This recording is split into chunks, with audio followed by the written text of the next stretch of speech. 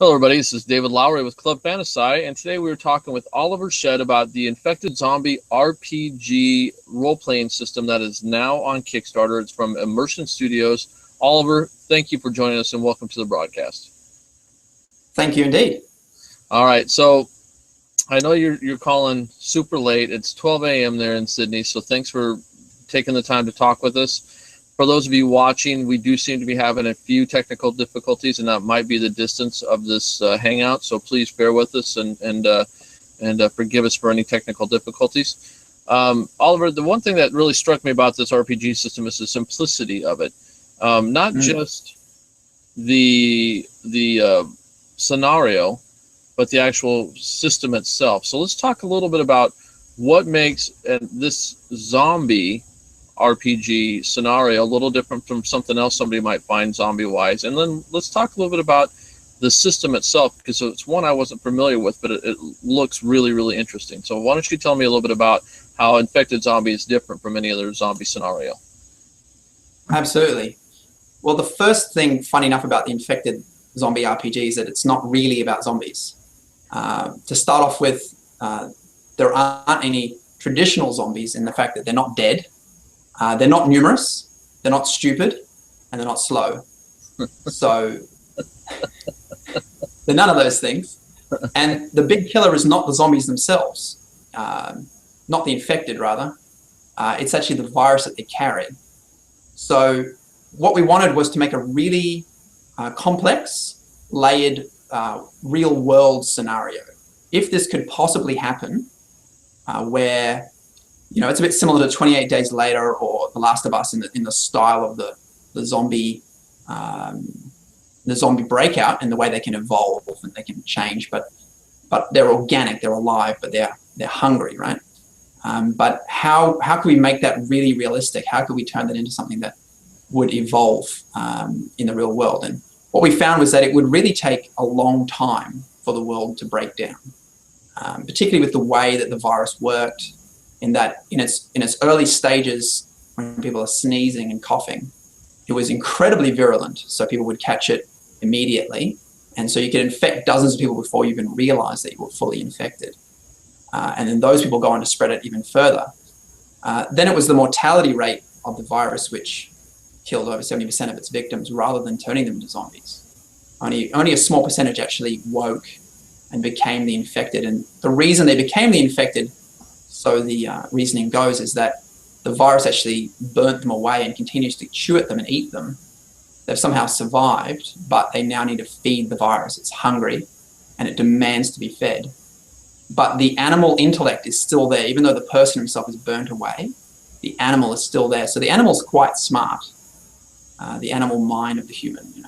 And when they're really desperate, they can actually work out some pretty ingenious things.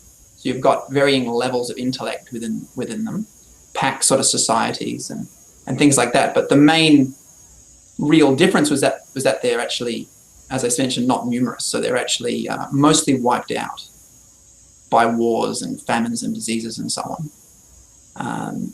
So when society fell apart, it happened very slowly. It wasn't like suddenly there were a million zombies just out in the street. We didn't really figure that would really happen. It would take a while. There'd be a lot of purges.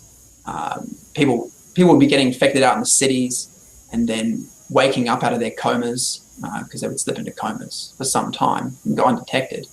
And then it would be a bit like a flashpoint scenario, constant flashpoints throughout cities, lasting months, possibly years, slowly breaking things down. And in many ways, some parts of society would still function perfectly normal up until it all started to break down. But even then, society does stick together remarkably well. And I've been in disaster zones where, for instance, Haiti, in 2010, I was there, and per the news, it seemed like total anarchy, but actually people stuck together pretty well. A couple 100,000 people died and they all stick together and carry on, So I was amazed at how resilient society was, if you know what I mean. Right. It looks really, really interesting. The other thing I really loved was the simplicity of it, in the sense that there's no levels, there's no superpowers, there's nothing like that in this system. To me, it felt really real world applicable, and I guess maybe I hate to say it, but kind of the Walking Deadish in the sense of you're just a bunch of people trying to make your way through everything that's going on in the chaos.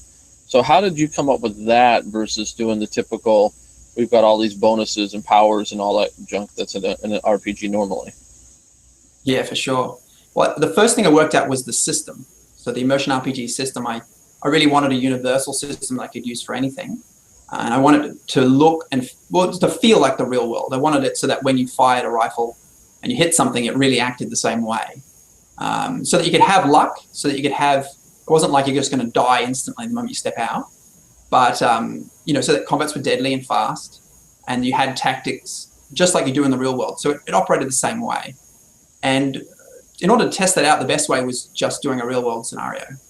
And so I first up started testing it out in a zombie RPG, which I just entitled Infected to my mates, and they had some terrifying experiences and and started fearing to go outside after the game. And it was a good time. And I found that, to me, that was more interesting, far more interesting than superpowers in this sort of scenario. I like to see how real people would react. How do you manage that sort of an apocalyptic scenario? And not really like yourself, but more like people play different roles and different characters who have lived through some things. So they've got some history. You might be playing all sorts of different types of people, but the way that normal people have to deal with it is really quite interesting, how they can carry on. Whereas a superhero, it's a bit different. They just sort of blast their way through things. Seem a bit unfazed and a bit immortal. It's not quite as terrifying when you've got zombies coming after you and you can turn them into so much ash. Right. But if you have a gun with 3 bullets in it and there's 4 zombies, that's pretty terrifying. Particularly if they're quick. And 1 bullet might not stop one of them. You know, it's like you start to have to think outside the square. How am I going to work this? Tactics. And just the real world terror of it was what I really wanted to capture. On that note, with The Walking Dead, I'm a big fan actually of The Walking Dead, but I actually made this before I watched it. And I know it's kind of weird, right? And I was the only one of my friends who hadn't seen it. Zombie RPG without having watched The Walking Dead. I love that. The difference between this and that is that there's not so many zombies. You see, in The Walking Dead, they're everywhere, become normal, which is part of its appeal.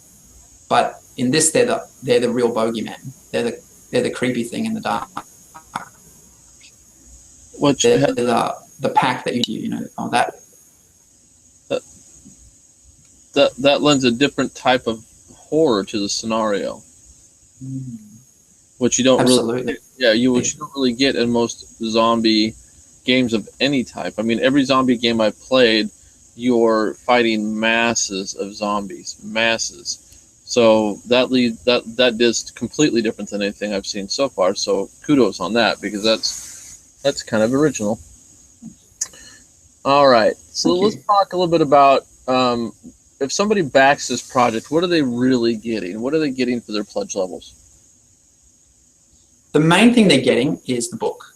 So that's our core, the Soldier Pledge, which is the hardcover book with all the full color art. And that's really what we're trying to fund with this. We're trying to do a full print run with offset printing. So in order to do that, you have a minimum print run, and our minimum for that is 500. So that's what we're really trying to get to. That's our ultimate goal. And once we hit that, then also that makes the print that much better. Funny enough, I've seen the digital. I've got a digital version, and it's really good. So I'm really excited to see the offset print version. Some of the other pledge levels are things like getting into the book. This is some of the fun stuff, you know, naming characters after yourself or your favorite character, right. Inventing types of weaponry, creating scenarios even, or giving us adventure hooks that you've created, and getting a portrait. This is some of the fun stuff, is that we've got a lot of the great art with great faces on it, right? And I was talking to my friends, and they said, you know, I'd love to get my face on a zombie. I'd love to be one of those creepy bloater things that just looks disgusting. But why not, right? And funny enough, those sorts of things have been the most popular. They sold out. The first lot of those mostly sold out in about 3 days. They were just gone. And it's been a great experience actually opening up the creativity to the crowd, because I've gotten some actually great ideas for NPCs and scenarios and setting areas and weaponry that just I hadn't thought of. You know, it's amazing what people think up. Huh. Interesting. Yeah. Now, the artwork on this is outstanding. How did you go about finding your artist, and or is it several different artists? There's several different artists. It was quite a process looking for them. I searched through competitions, DeviantArt. There was another one, an Adobe creative portfolio. I forget the exact name of it. And I found people, and I queried to a lot of artists that I liked to ask them what their rates were. And I got pretty good at querying after a while. And the few that replied, I would start to work out what I could afford. And some of them were kind enough to tell me, well, look, you can't afford me, but I'll work out something with you. Right. And they were actually some really great guys. And originally I was looking at trying to launch the game without too much art, because I figured, well, it's going to cost a lot. But I found that without showing it, you can't really show. People don't really know what you're talking about. There's so many words on the page.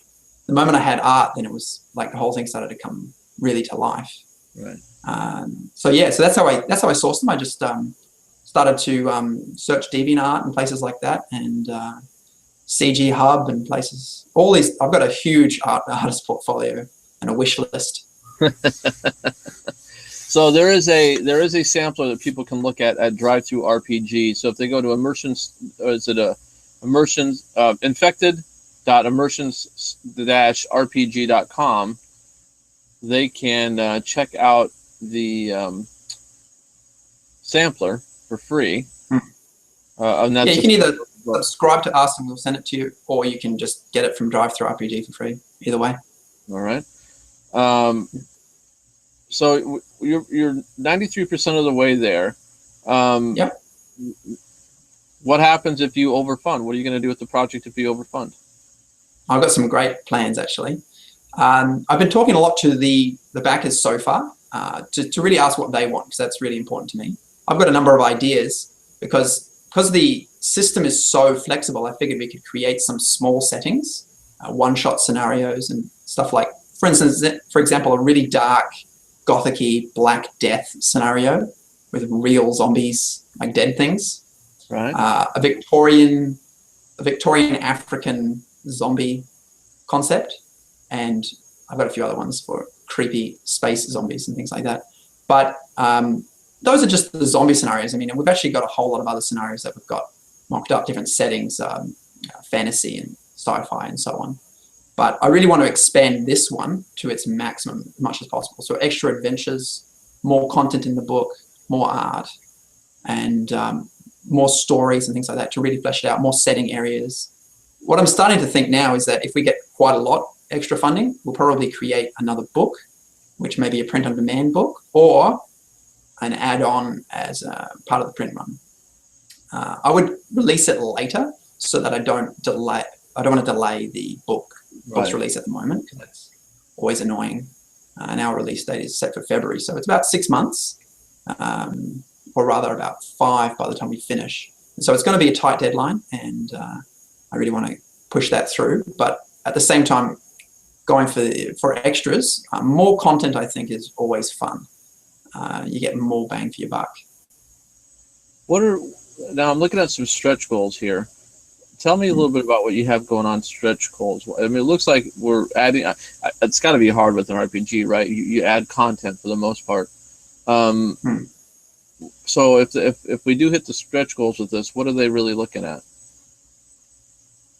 Well, they're looking at potentially a bigger book, though I have to double check to make sure it doesn't go over its weight, because I don't want to cost them any more in postage. Right. The postage I got a very good deal on with the distributor. But if it doesn't go over, I can put it in the book, or I can put it in an extra PDF free download as a stretch goal, or as a print on demand, or there's a number of different options like that. In fact, I was going to be doing another backer update tonight, because it's looking like we're going to get there, and just to double check what everybody wants on that. But I definitely want to create more content, to create more setting areas. There's a lot you can play with, and then there's a lot more that backers can actually get their hand into. For example, if we release a new area, a whole new setting area of the infected regions, you know, like for example, we might do like an LA area or something like that, or we might make it all setting neutral and they can pop it wherever they want, but it's a whole lot of new places and characters and sects and cabals that they get to play with. Then they'll also be able to have extra names and pictures with their faces on them and things like that, and more input, their own adventures going into it. One of the ambitions I really do have is to make an interconnected series of adventures, or scenarios really, as we call them. They're not really kind of like adventures, they're more like horrific things that occur to you.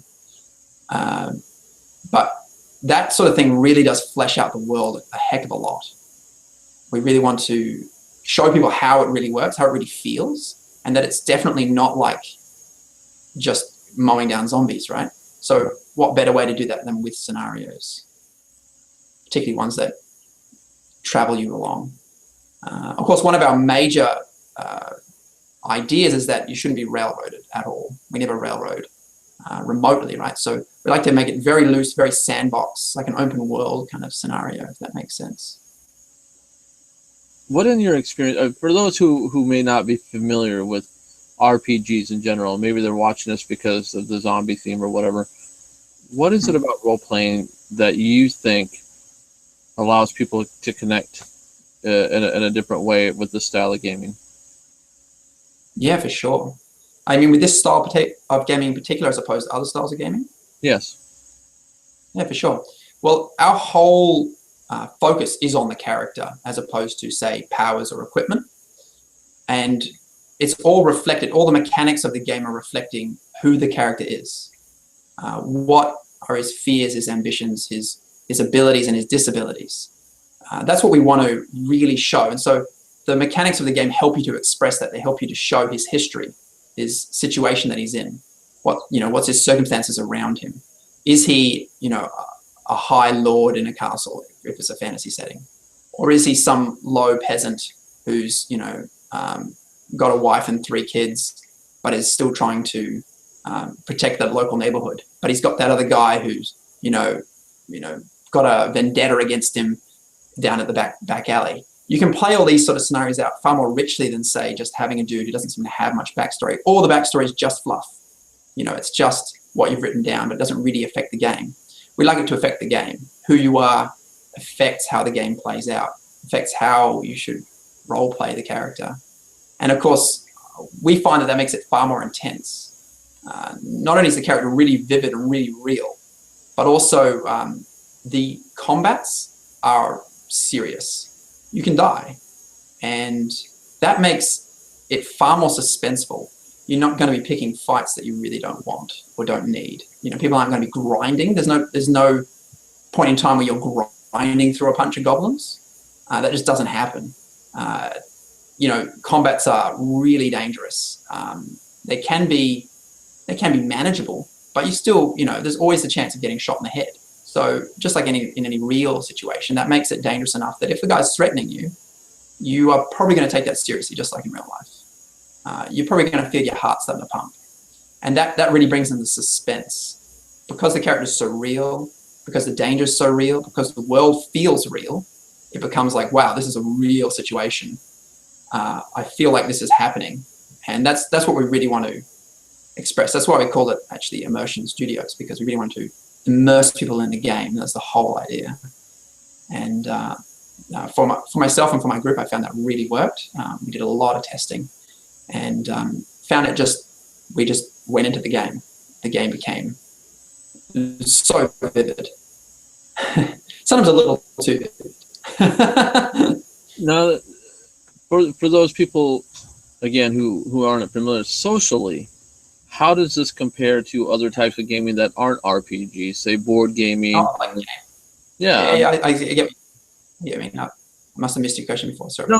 That was the question. Now I want to piggyback on that a little bit, so that here in America we still have the stigma a little bit of this is a style of gaming that is nerdy or whatever. Even though it's getting more mainstream, a lot of people don't understand the benefits maybe of RPGs type system. Sure. For sure. Well, to be honest, I noticed this the other day, and it really became quite real to me, quite noticeable, quite how much it helps you connect with your friends. For example, I've played with the same group of friends for about 15 years, and every week we rock up at the game sesh. Every week we have so much fun and we hang out. And it's as if we've all had these great experiences. We get to know who each other is, and you just have this connection. It's like, wow, let's go and play this game. And what I noticed the other day, I was hanging out with some of my friends, and when I was busy working on my Kickstarter, so we hadn't been gaming for some time, and we were enjoying just chilling, just talking and so on. And we just decided, you know what, let's just play a game. And within minutes, we were laughing. We were having that sort of really intense sort of fun that friends should always have together. Right. And it becomes like a shared experience. You go, oh, that was so fun last week. You remember that? Oh, yeah. And how funny was this thing that happened? Just like if you were going snowboarding, which I like to do, for example, and you get to the bottom of a slope, you turn to your mate and you go, that was intense. How crazy was that? You stacked it so bad on that hill. Shared experience, you know. Right. And even if it's an imaginary experience, it feels real. It's fun. It's something that you have to overcome. There are rules. There are ways your characters can die. You don't want them to die. The story has to carry on. Just like reading a book becomes like it's a real world. It's the same sort of thing. You know, sometimes people feel sad. I've felt many times sad that a book's ended because it's over now. The world's finished. Or a character's died, and I've felt almost traumatized. I mean, who hasn't watched Game of Thrones and seen the Red Wedding and gone, oh no, you know, that was pretty intense. Yes. And felt sad about a fictional character dying in a fictional way in a world that doesn't exist. Right. And yet they're scarred by the experience. So it's as vivid as you let it be. And the moment you sort of let the curtain drop and you really just play the game, it becomes vivid, it becomes alive. And you connect with your friends in ways that you hadn't really thought of before. You get to see who they are and how they act. And get to see how they can reinvent themselves as well. Sometimes people have said that gaming shows who someone really is, but I think it just lets them show who they could be. I've played paladins, you know, really good characters, holier than thou, so straight down the road. And then I've had other characters that are just completely ambivalent, selfish, mean-spirited, nasty sort of people. And I could be either, I guess, eh? All right, so I'm gonna ask you 3 loaded questions. All right. Sure. So the first one I'm going to ask you, I'll tell them so you have a minute to think about them. But the first one I'm going to ask you are, what are some tips that you can give to beginning RPGers? All right, learning to play, how to pick a good group, that kind of thing. The second one is tips for advanced RPGers. And then the third one I'm going to ask you is, what do you think is the best designed RPG of all time? Let's go ahead and start with the first one. Let's go ahead and start with the first one, which is some beginning tips for RPGers.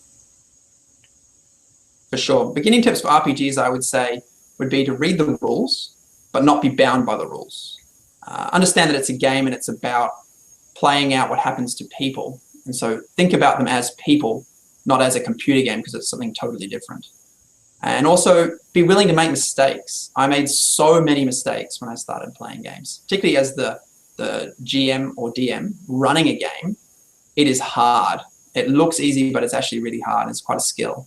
And so be willing to look stupid, be willing to think on your feet and to make mistakes and just pick yourself up and carry right on.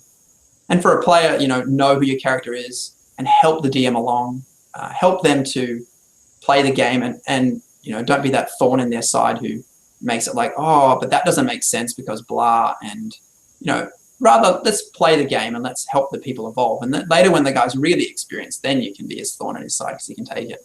Right. Does that make sense? Yes, absolutely. Yeah. So now for the advanced RPGers, what are some tips? To be honest, I think the best tip is to try a lot of things, to really start to experiment with the systems that you play, with the settings and the games that you play, the way that you play, and really try to get the best experience you can out of it. Try to make it as vivid as possible. I found for myself that when I started to really evolve my game, when I realized that I wasn't bound by the rules at all, I can make whatever rules I wanted, my game started to evolve in ways I've never thought before. For example, a setting book says one thing and I decided it was something else, then it was my way. And I would let it run whichever way I wanted. And you know what? The guys would read the book and not even care that I changed it. They thought, hey, yours is better. You know, we know yours. We love yours. That really helped me to evolve, not only creating the games, but playing the games. You know, have the confidence to just change whatever you like, whenever you like. And again, try lots of different settings, because some out there are just insanely good.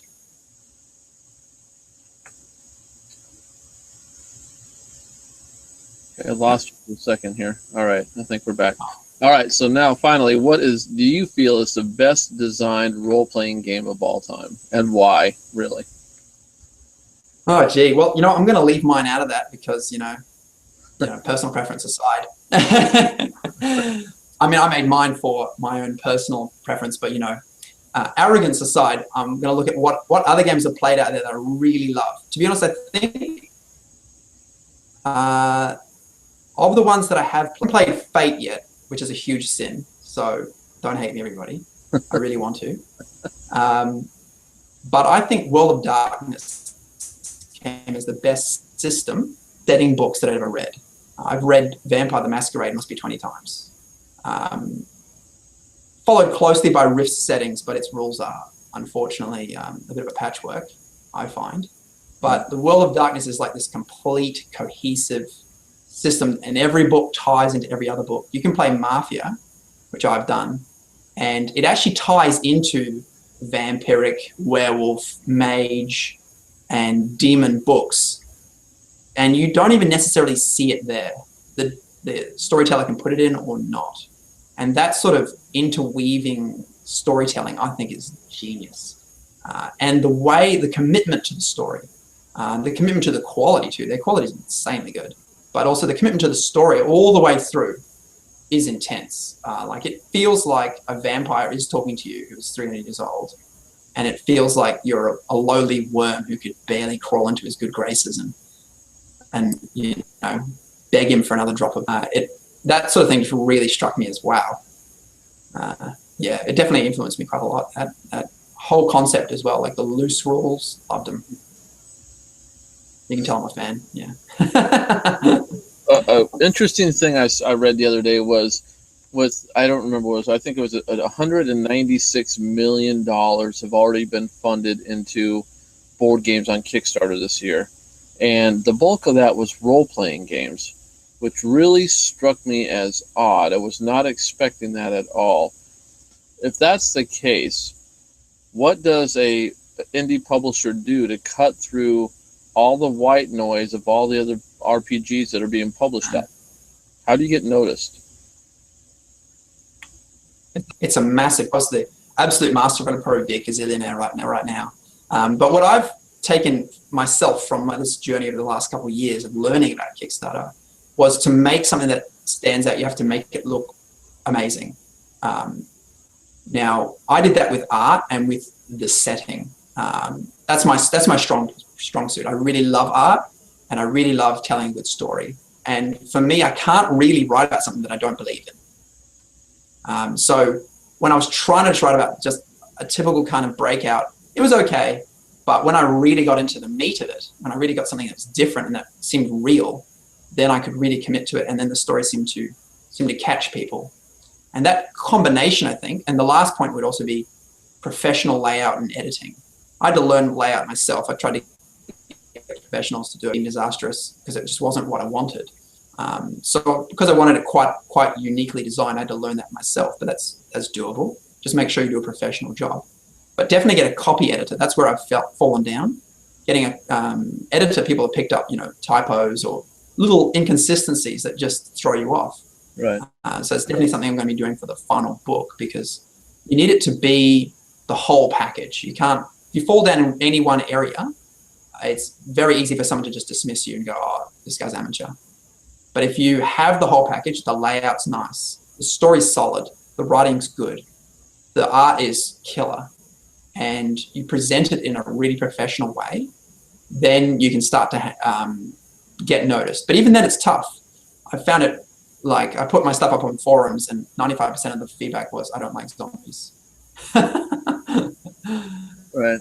So I thought, well, fair enough, but I've already bought the art, so I've already laid out the book and I've written most of it. So I guess I've got to go with this.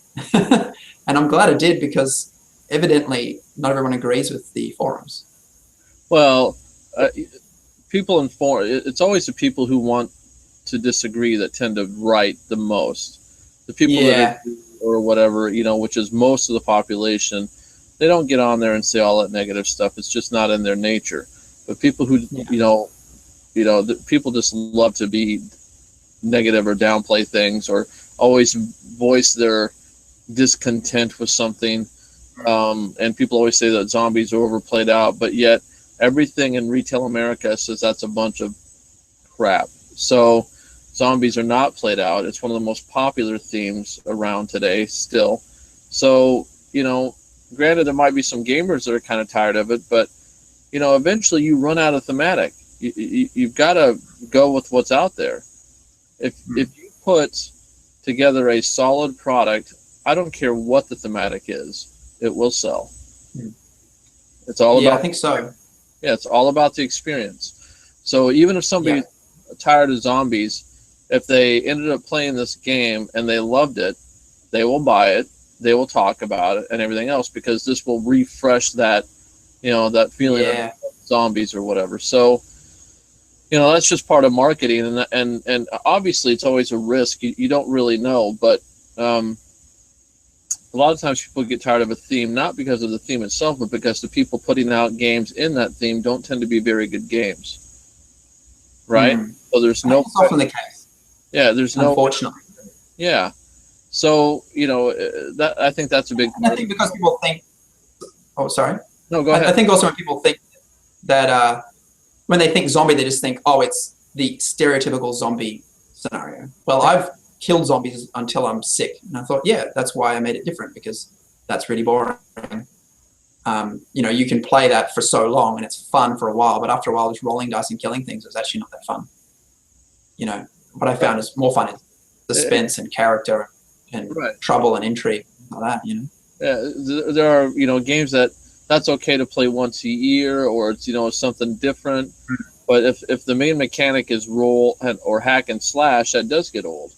So that's why I'm saying again, if somebody comes out with an innovative system or an innovative game, it doesn't matter what the setting is. You know, the system itself will allow the experience to be unique enough that that will override any preconceived dislike of a certain thematic. So, you know, we can't let people's dissent on a forum color what we put out there. All we can do is put out the game we would want to play, put it out to the best of our ability, make it as amazing as possible, and let the general public decide, and not somebody on a forum who's, you know, never made anything, never sold anything, never done anything, but they like to voice their dissent on things. So yeah, I think if you paid attention to that, you'd end up doing nothing. Yeah. You know, that's really part of my problem with social media, is everybody's got a voice, but their opinion really means nothing because they've never done anything to qualify that opinion. It's not that they don't have an opinion or they shouldn't have it. It's just not a qualified opinion. You know, I'm not going to let somebody who's never run a business tell me how to run a business. Why would I let somebody who's never designed a game tell me how to design a game? Yeah. That's exactly the point. Yeah. It's funny, there was a study done a while ago about movies, and it found that generally people would like a movie and they'd go and tell between 1 to 3 people about it. Right. If they dislike the movie, they'd tell around about 8 people about the movie. Right. It's kind of funny. I noticed, even myself, you know, I go, oh, I saw this movie and it was terrible. And I think, oh, why am I doing that? That is so bad. Right. You know, this is a creative endeavor that spent hundreds of millions of dollars just to entertain me. Right. Like, why am I complaining about this? Right. You know, like, it's a remarkable first world problem, I got to say. You know, the PS4 is all my life, you know. Right. I've had to work really hard not to post negative things about stuff like that, because it's not my baby. It's just my opinion, and there's no reason to go around trashing everything. You know, I just saw the Fantastic Four movie, and I did not like it, but I didn't go posting it everywhere about how bad it was or anything like that. If I find something I really like, I post about it. Unless I'm reviewing it. If I'm reviewing it, that's a whole different thing. But just in general, I try to really only post the things that I really like, and avoid posting things I dislike. There just isn't any, for sure. You know, and the constant negativity just breeds more negativity. So, something I've really worked on, even in the gaming industry, if there's a theme that comes out I don't like, I don't get on there and post about it and berate the publisher or the designer or tell them how wrong they were. That kills creativity to me. And there's just no point in that. Why would I want to be part of a voice that destroys people's creative process because I don't particularly agree with something or like something? Yeah, so it's not a crime. Yeah. Yeah. Don't like it, don't play it, Right. Yeah. But we live in a social society now that thinks that anything that might offend somebody shouldn't ever be talked about or used or whatever. So I'm just not. It's totally impossible. Huh? Yeah, well, I find that whole thing is totally impossible. Yeah. You can't not offend anybody all the time. In fact, it's impossible to not offend anybody any of the time. Right. It's a bit like if you open your mouth at any point in time, you're probably going to offend somebody. So, well, damn, just say what you say honestly and try not to be nasty is what I tend to, my viewpoint on things, Right. Particularly for creative things, I find. I saw a project myself the other day and I thought, gee, I just don't like it. But I spoke to the project creator and I thought, he's such a cool guy. This is his baby. You know what? I respect that. I really respected his commitment to it. And, if that project comes up, I'll definitely back it just for the fact that that guy was so committed. Right. Absolutely. All right, Oliver. Well, I think that's all I have for you today. I mean, we took up enough of your time, so it's almost 1 a.m. there, I think. And I appreciate you coming on, talking about your game system. Folks, if you're watching, there's 25 days to go. It's almost fully funded, but that is certainly no reason not to back this project. It looks amazing. The artwork is amazing. As an RPG, in my experience at least, it's very refreshing. It's nice to see something that feels a little more real-world applicable and forces you to change the way that you would normally role play. So it seems like a real new and unique experience. So I'm giving this a thumbs up. I think you guys need to take a look at it, if nothing else. You can go to Kickstarter and look up Infected Zombie RPG, and of course the links will be in the boxes below. Or you can find it on Club Fantasci, or you can go to Immersion. I just totally spaced it out. Infected.immersion-rpg.com. Oliver, again, thanks for your time. I appreciate you stopping by and talking about this with us, and good luck with the campaign. Thank you very much, David. I really appreciate it. All right. We'll talk to you again soon, I'm sure. All right, everybody. David Lowry with Club Fantasci. Again, thank you for watching. Please share the link. Spread the word about unique processes, unique items, products, games. You know how it goes. Follow us on Twitter, Facebook, and visit us at clubfantasci.com. Thanks for watching. Game on. Thanks again, David. Thank you.